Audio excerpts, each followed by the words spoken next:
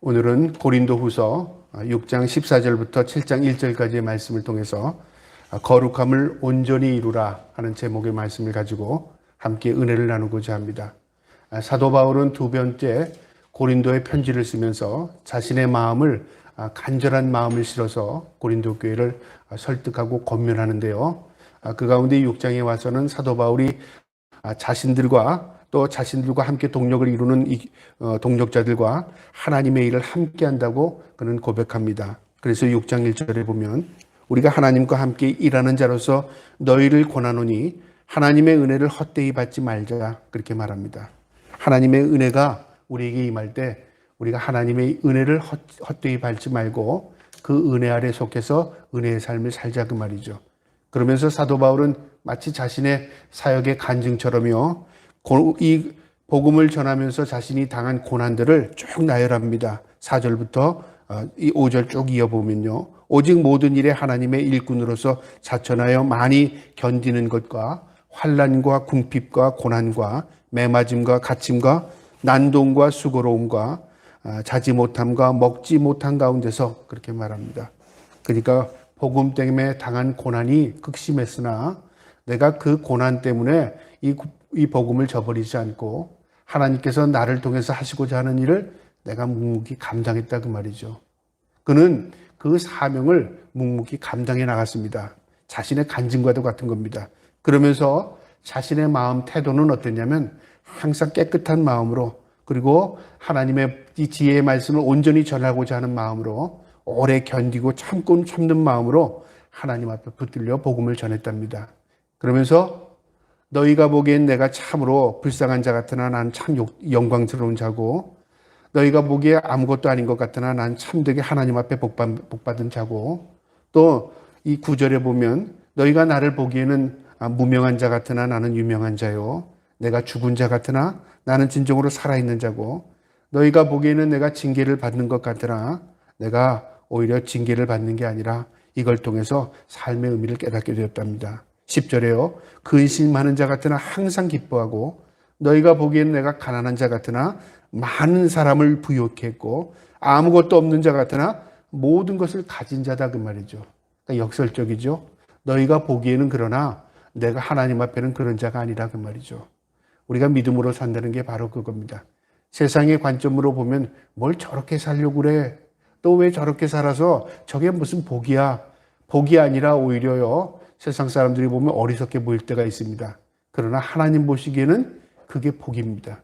그래서 복이라는 것은 눈에 보이는 것으로 우리가 판단해서는 되지 않습니다. 우리 고난이 내게 복이라는 말이 있잖아요. 눈에 보이는 고난은요, 누구나 복이라고 말하지 않습니다. 그런데 하나님의 관점에서 바라보면 이 고난이 복이 된다, 그 말이죠. 왜 그럴까요? 고난을 뒤에 숨겨져 있는 영광이 있기 때문에 그렇습니다. 이 땅에서 고난을 당하면 하나님 앞에 가서 상급이 있기 때문에 그렇습니다. 그래서 눈에 보이는 게 전부가 아니라는 겁니다. 너희가 보기에는 내가 불쌍하고 가난하고 연약하고 내가 보기에는 아무것도 아닌 것 같으나 하나님 보시기엔 그렇지 않다는 거죠. 이제 오늘 본문 14절부터는 우리는 그렇게 그런 자들이다. 너희는 어떻게 살아야 되는가, 그걸 얘기하는 겁니다. 그러니까 자신을 먼저 얘기한 것은요, 너희가 보기에는 내가 그런 사람 같으나 나는 그런 사람이 아니라, 그 말이죠.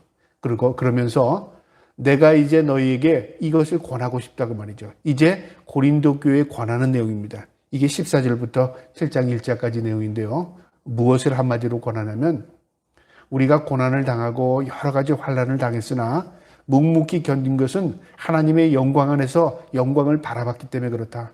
너희도 영광을 바라보는 성도로서 거룩함으로 하나님 앞에 서라, 그 말이죠. 한마디로 말하면 거룩한 신앙으로 살아라, 그 말입니다. 우리가 성경에 거룩이라는 단어가 나올 때, 특별히 레위기에 보면 모든 것을 거룩하게 구별합니다. 제사장의 모습도 거룩해야 되지만 그의 마음가짐도, 그가 하는 제사도, 제물도, 그 다음에 성전도, 기물도 다 거룩입니다. 하나님이 거룩하시기 때문에 거룩한 것을 받으시고요, 또 그 제사를 행위하는 그 행위자도 거룩해야 하는 것입니다. 우리가 성도라는 말이 바로 성스러운 하나님의 백성이란 말 아닙니까? 거룩한 백성, 그 말이죠. 그래서 사도 바울이 고린도 교회에게 거룩을 강조하는 겁니다. 너희가 거룩함으로 온전히 하나님 앞에 서라 그 말입니다. 14절에요. 그럼 본문을 한번 보도록 하겠습니다. 너희는 믿지 않는 자와 멍에를 함께 매지 말라. 의와 불법이 어찌 함께하며 빛과 어둠이 어찌 사귀며. 먼저 이 고린도 교회의 성도들에게요. 너희는 믿지 않는 자와 멍에를 함께하지 말랍니다. 우리가 세상에요. 모두가 믿는 사람이 아니고요. 우리가 믿는 사람만을 골라서 사귄다면 우리의 삶은요 위축되고 우리의 삶은요 발전이 없을 것입니다. 세상에는 믿는 사람보다 믿지 않는 사람들이 더 많기 때문에 그렇습니다. 이 말은 너희가 그들과 떠나라, 상종하지 말라 그 말이 아닙니다. 여기 멍에라는 말이 있죠. 믿는 자와 멍에를 같이 하자.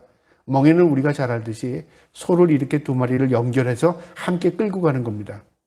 그러니까 이것은요 함께 동행의 의미가 있고요, 함께 또 이 타협의 의미가 있습니다. 우리가 세상에 있지만 세상 사람처럼 살지 말라 그 말이고요. 너희가 세상에 있지만 세상 사람처럼 타협하지 말라 그 말입니다. 우리가 때로는 세상에 살기 때문에 뭐 세상은 다 그렇게 사는데 그래서 세상 사람처럼 살려고 하고 또 세상과 타협하려고 하고 그리고 우리의 신앙을 지킬 수 있는 것으로 생각합니다. 그렇지 않습니다. 거룩이라는 것은요, 우리가 여기에선 이렇게 생활하고 저기에선 저렇게 생활하는 게 아니라 여기나 저기나 똑같아야 하는 것입니다. 사도 바울은 이 고린도의 환경적인 내용을 다 알고 있었습니다. 고린도는 어떤 환경에 속해 있냐면 지극히 세속적인 환경이었습니다. 무역항이었고요. 세상에 많은 사람들이 고린도를 통해서 다 그것을 거쳐서 무역을 하고 진행합니다. 그러니까 고린도는 돈이 도는 것이고 사람이 도는 것이고요. 그러다 보니까 세상에 많은 이 잡신들을 섬기는 성전들이 굉장히 많았습니다. 그러다 보니까 사람들이요 세속화된 사고를 가지고 신을 섬기고 또 신 앞에 행위를 하는 것입니다. 그러다 보니까 굉장히 타락한 문화가 고린도를 지배하고 있었어요. 그 고린도적인 상황 가운데서 사람들이 신앙생활 하다 보니까요 뭐 다 그런데 뭐 그렇게 생각할 수 있다 그 말이죠. 세상 사람들은 세속화되고 세상 사람들은 타락하고 세상 사람들은 하나님에 대한 의식 없이 살아갈지라도 너희는 그렇게 하지 말라는 겁니다. 그래서 믿지 않는 자와 멍에를 하지 말라 그렇게 말하는 겁니다. 그 뒤에는 뭐라고 말하냐면 왜 함께 하지 말아야 이유를 나열하는데요. 의와 불법이 어찌 함께하며. 의와 불법.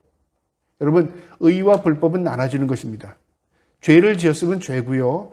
이 사람도 죄, 저 사람도 죄. 그거 없다고 한다고 없어지고 있다고 한다고 있어지는 게 아닙니다. 죄는 분명히 기준이 있습니다. 그러니까 의와 불법이 함께할 수 없는 겁니다. 빛과 어둠이 사귀며 빛과 어둠이 함께 공존하지 못합니다. 빛이 들어오면 어둠은 물러갑니다. 어둠이 몰아치면 빛은 소멸됩니다. 사귐이라는 거 함께 섞인다는 말이죠. 섞이지 않는다 그 말이죠. 이것은 뭐냐? 분명히 어둠과 빛이 분명히 있다 그 말이죠. 의와 불법이 분명히 있다. 그러니까 너희는 어디에 서겠느냐 그 말입니다. 15절에 그리스도와 베알이 어찌 조화를 이루며. 하나님과 귀신이 함께 할 수 없습니다. 조화를 이룰 수 없습니다. 내가 하나님도 섬기지만 우상도 섬겨. 이것은 하나님을 모독하는 겁니다. 이스라엘 민족들이 그런 의식이 없었어요. 그래서 그들이 하나님을 섬긴다고 했지만 우상들을 섬겨나간 겁니다. 하나님께서 역겨워하신 게 바로 그것입니다. 이것은 영적인 간음이라고 말합니다. 그럴 수 없다 그 말입니다. 믿는 자가 어찌 상관하리요? 믿는 자와 믿지 않는 자가 상관한다. 신앙이 있는 사람과 신앙이 없는 사람이 똑같은 사고를 가지고 살 수 없는 겁니다. 그래서 예수를 믿고 나면 예수 믿지 않는 친구들과 멀어지는 이유는 거리를 둬야가 아니라 대화가 그다음부터 안 됩니다. 간혹가다 옛날에 아주 친하고 옛날에 아주 사이좋던 친구를 오랜만에 세월이 흘러서 만나서 옛날의 감정을 가지고 대화를 하다 보면요.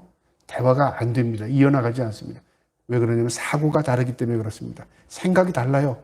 그러니까 하나님을 의식하는 사람의 생각과 하나님을 의식하지 못하는 사람의 생각이 완전히 다르다 그 말이죠. 대화가 이어갈 수 없는 겁니다. 상관할 수 없다 그 말입니다. 16절에 하나님의 성전과 우상이 어찌 일치하리요? 하나님이 계신 곳과 우상이 있는 곳이 함께 일치할 수 없다 그 말이죠. 완전히 다른 곳이라 그 말입니다. 또 우리는 살아계신 하나님의 성전이라 이와 같이 하나님께서 이르시되 그러면서 사도 바울은 우리가 하나님의 성전이랍니다. 과거에 구약시대의 하나님의 성전은 장소적인 의미를 가지고 있었습니다. 그래서 성전, 그러면 하나님이 임재하시고 계시는 곳이라고 생각했고 멀리서도 성전을 바라보고 기도했고요. 성전을 바라보고 예배했습니다. 그런데 예수님께서 승천하신 이후에요. 이제 성도들의 의식이 완전히 달라집니다. 우리 안에 하나님을 모시고 있는 거예요. 그리고 우리가 바로 곧 성전이 된 겁니다. 그러니까 성전이 됐다는 것은 내 삶이 하나님을 모실 수 있는 장소로서 거룩해져야 하는 것입니다. 그래서 거룩을 온전히 이루라는 말은 거룩한 장소를 찾아가라, 거룩한 곳이 여기다가 아니라 우리 자신이 거룩한 것이다 그 말이죠. 우리가 거룩하지 않으면 하나님이 임재할 수 없고 함께할 수 없기 때문에 고린도 성도들에게 너희 자신이 거룩해야 한다 그 말입니다. 그러면서 말씀을 그대로 인용했는데요. 레위기 26장 12절의 말씀을 이 16절에 그대로 인용했습니다. 내가 그들 가운데 거하며 두루 행하여 나는 그들의 하나님이 되고 그들은 나의 백성이 되리라. 레위기에 있는 말씀이죠. 하나님께서 이스라엘 백성에게 나는 너희의 하나님이 되고 너희는 나의 백성이 된다. 관계가 성립이 된 겁니다. 하나님께서 그들을 하나님의 백성을 삼아주신 겁니다. 그래서 우리가 예수를 믿는 게요, 1차적으로 내가 믿은 게 아닙니다. 사실은 성경적인 근거로 보면 하나님께서 우리를 택해 주셔서 하나님의 자녀, 하나님의 백성을 삼아주신 겁니다. 그것을 일찍 깨닫는 사람이 있고 늦게 깨닫는 사람이 있고요. 평생 깨닫지 못하다가 나중에 죽음이 거의 다 임박해서 깨닫는 사람이 있습니다. 아니 깨닫지 못하고 갔다. 그렇다면 어떻게 하나님과 관계가 없는 거죠. 어쨌든 하나님이 택함 받은 백성이라면요. 이 땅에서 하나님과의 나와의 관계를 깨닫게 됩니다. 내가 하나님을 찾은 게 아니라 하나님께서 나를 만세전에 택하셨구나. 그걸 깨닫게 되는 겁니다. 나의 백성이라 되리라. 17절에요. 그러므로 너희는 그들 중에서 나와서 따로 있고 그들 중에서 나와서 따로 있다는 게 뭡니까? 바로 구별하라 그 말이죠. 이것은 이사야서 52장 11절의 말씀을 그대로 인용했습니다. 구별하는 겁니다. 구별의식 그 말이죠. 우리가 어떤 걸 골라낼 때 구별하잖아요. 검은 것과 흰 것이 섞여 있을 때 우리 이 흰 것을 골라낼 때 손으로 하나하나 골라내듯이 구별할 수 있지 않습니까? 그런 의미입니다. 세상의 모래알처럼 많은 사람들 가운데 우리를 하나님께서 구별해낸 겁니다. 내가 그들 가운데서 거두어 행하여 나는 그들의 하나님이 되고 그들은 나의 백성이 되리라 하면서 너희는 그들 중에서 나와서 따로 있고 부정한 것을 만지지 말라. 내가 너희를 영접하여. 따로 구별한 이후에 부정한 것을 만지지 말라. 이 말은요. 너희가 이제 거룩한 삶을 살아라. 거룩한 행위를 해라. 거룩하게 행하라 그 말이죠. 우리를 구별해냈는데 우리가 다시 더러운 삶을 살면요. 구별한 게 아니죠. 하나님이 우리를 구별해서 백성 삼았으니 이제 우리는 하나님의 백성다운 삶을 살아라. 이제 하나님의 자녀로서 하나님 앞에 자녀다운 삶을 살아라 그 말이죠. 이게 하나님과 우리의 관계입니다. 18절에요. 너희에게 아버지가 되고 너희는 내게 자녀가 되리라. 전능하신 주의 말씀이니라. 하나님께서 말씀하신 겁니다. 선포하신 겁니다. 나는 너희의 아버지가 되고 너희는 내 자녀가 된답니다. 아버지와 자녀의 관계가 이어진 겁니다. 내가 하나님 우리 아버지가 되어 주시옵소서. 내 이제부터 하나님을 아버지로 섬기겠습니다. 그런 게 아닙니다. 하나님께서 일방적으로 우리를 택하셔서 자녀 삼으신 거예요. 그래서 우리는 하나님의 양자가 된 거예요. 그래서 예수 그리스도가 우리의 형제가 됩니다. 놀라운 겁니다. 하나님의 백성의 이 권위가 얼마나 큰지 사탄이 감히 우리 하나님의 백성에 대해서요. 하나님은 눈치를 볼 수밖에 없어요. 우리를 손을 못 댑니다. 사탄이 미혹은 할지 몰라도 우리 성도를 손대지 못합니다. 하나님이 가만히 두지 않기 때문에 그렇습니다. 우리의 권위가 완전히 달라진 겁니다. 그러면서 7장 1절에 이렇게 말합니다. 그러므로 그 말이죠. 사랑하는 자들아, 이제 약속을 가진 우리는 하나님의 두려워하는 가운데서 거룩함을 온전히 이루어 육과 영의 온갖 더러운 것에서 자신을 깨끗하게 하자. 이제 그러니까 우리가 하나님의 자녀니까 이제 하나님과 우리의 관계가 이런 관계니까 우리가 하나님의 자녀로서 거룩하게 살자. 그리고 우리 자신을 깨끗한 모습으로 하나님 앞에 서자 그 말입니다.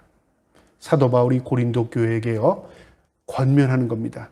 나는 큰 환난과 고통, 절망 가운데도 경험했지만 그래도 내가 하나님을 붙들 수 있었던 것은 하나님이 나 같은 존재를 하나님의 복음 전거자로 삼아주셨다 그 말이죠. 그 은혜가 너무 크므로, 그 영광이 너무 크므로 내가 그 영광을 바라보고 그 일을 행했다 그 말이죠. 너희가 보기에는 내가 아무것도 아닌 것 같고 불쌍하게 보일지 모르지만 하나님의 관점에서 내가 얼마나 큰 영광을 덧입었는지 모른다. 그러므로 너희들도 하나님 앞에 영광되는 존재로서 깨끗하고 거룩하게 살아라 그 말입니다. 이것이 하나님의 기쁨이고 이것을 통해서 하나님의 영광이 임재가 너에게 나타난다 그 말입니다. 오늘 이 말씀에서 제목과 같이요 거룩함을 온전히 이루려면 오늘 성경 말씀에 그 답이 다 나와 있습니다. 우리가 어떻게 온전히 거룩하게 살 수 있겠습니까?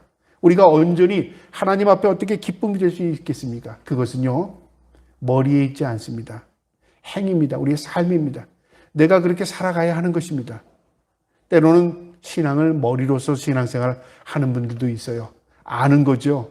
뭐가 옳고 뭐가 그렇고 아는 겁니다. 판단하고 정죄하고 많이 아니까 자신이 신앙으로 산다고 착각하는 겁니다. 그렇지 않습니다. 내가 살아가야 신앙생활입니다.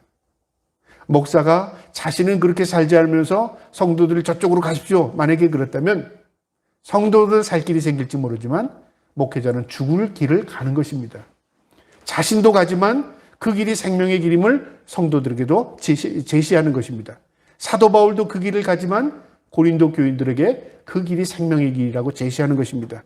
그래서 거룩함을 온전히 이룬다는 말은요, 세상에 속한 사람들 가운데서 구별된 삶을 살겠다는 말입니다.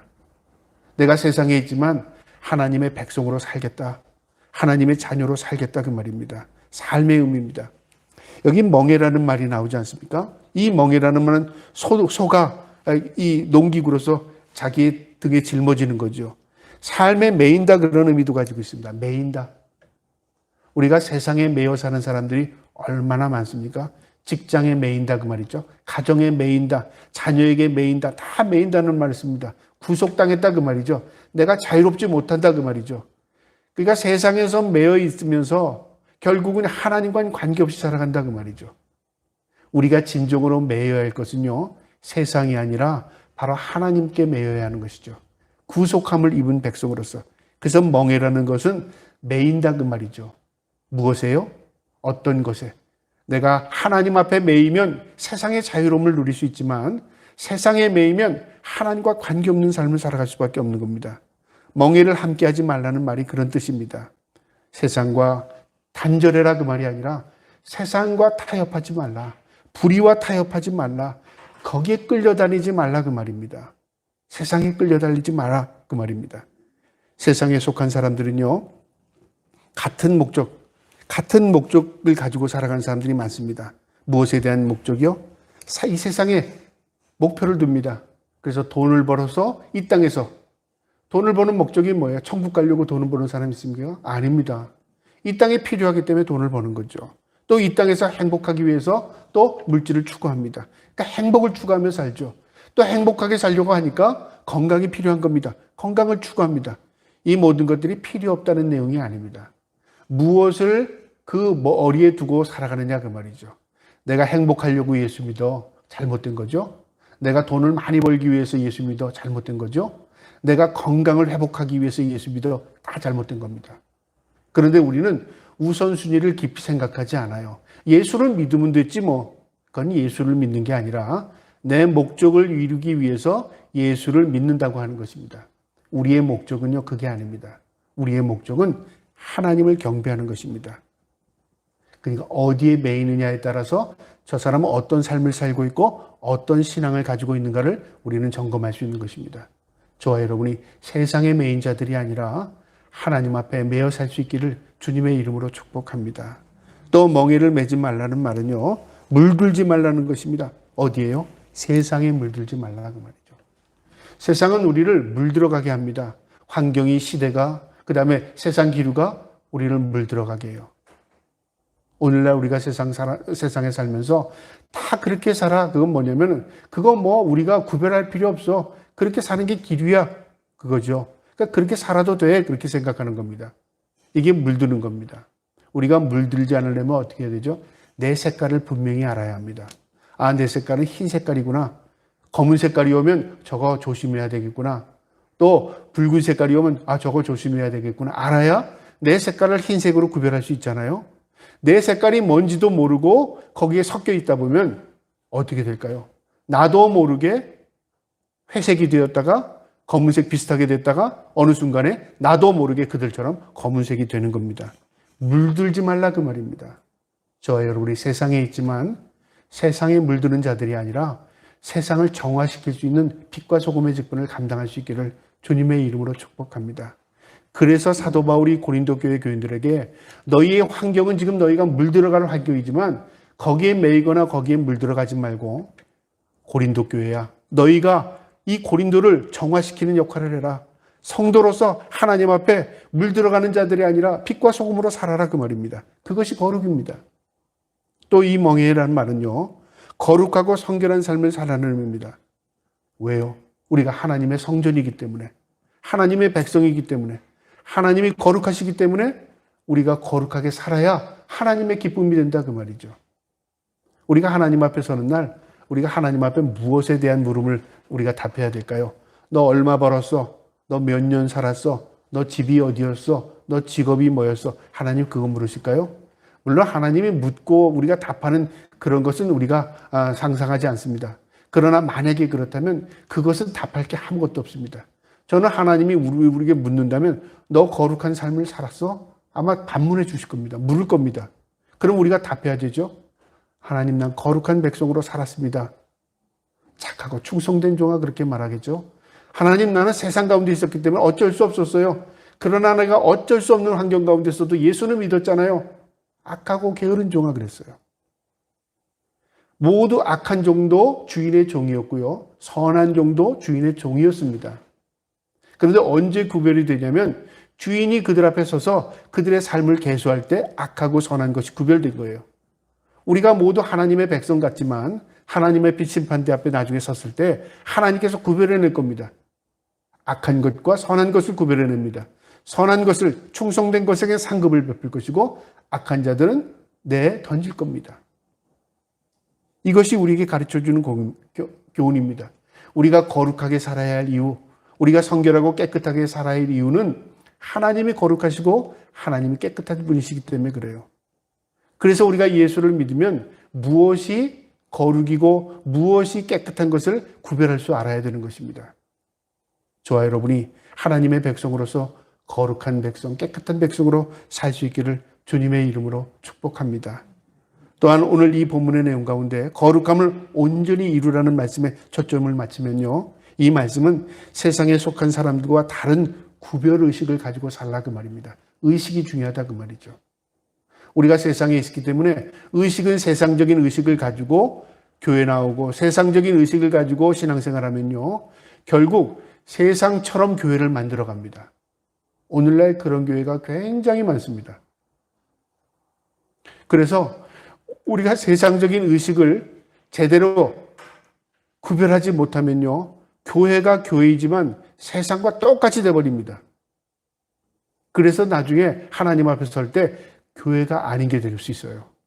교회는 뭐냐면요. 우리가 거룩하고 우리가 깨끗한 것처럼 교회가 깨끗하고 거룩한 교회가 될 수 있어야 하는 것입니다. 그러기 위해서는 어떻게 해야 돼요? 우리가 구별의식을 가져야 돼. 교회에서는 그러면 안 돼. 성도는 그렇게 살면 안 돼. 말씀이 그런 게 아니야. 그걸 구별할 줄 알아야죠. 그걸 구별을 성경을 말씀을 통해서 가르쳐야 되는 것입니다. 이 구별을 한다는 것은요. 오늘 본문에 하나님의 성전인 줄 알지 못하느냐 했죠. 성전이란 말 있죠. 성전은 모든 게 구별되어 있었습니다. 장소적인 구별이 있고요. 행위, 제사의 구별이 있었고요. 제물도 구별이 있었고요. 제물을 담는 그릇도 구별이 있었고요. 모든 그 제사의 행위의 모든 사용되는 다 기물들이 다 구별된 것입니다. 아무 때나 사용하고 아무 때나 우리 인간의 관점에서 행하는 게 아니었습니다. 하나님의 지시에 따라 하나님의 방법에 따라 하나님이 정해주신 대로 하는 것입니다. 그래서 우리는 그것을 행할 뿐입니다. 무엇으로요? 하나님의 말씀의 뜻을 따라 순종함을 행하는 것입니다. 그러니까 순종이 제사보다 낫다는 성경 말씀 있잖아요. 제사 중요한 겁니다. 하나님을 만나는 것이고 하나님을 높이는 것이고 우리 인간이 하나님께 다가가는 것입니다. 그런데 순종이 제사보다 낫다는 것은 이것보다 이것 비유하는 것이 아니겠습니까? 제사가 순종이 없는 제사는 제사이지 않다 그 말이죠. 우리가 하나님 앞에 순종하는 삶을 살 때에 우리의 삶이 하나님 앞에 거룩한 제물이 되고요. 우리가 하나님의 말씀에 순종하며 살 때 하나님의 백성으로서 우리가 거룩함을 덧입을 수 있는 것입니다. 고린도전서 6장 19절에 너희 몸은 너희가 하나님께로부터 받은 바 너희 가운데 계신 성령의 전인 줄을 알지 못하느냐? 너희는 너희 것이 아니니라. 하나님께서 분명히 소유권을 주장하십니다. 우리의 소유권은 하나님께 있는 것입니다. 내가 내 삶의 주인이 아니라 그 말이죠.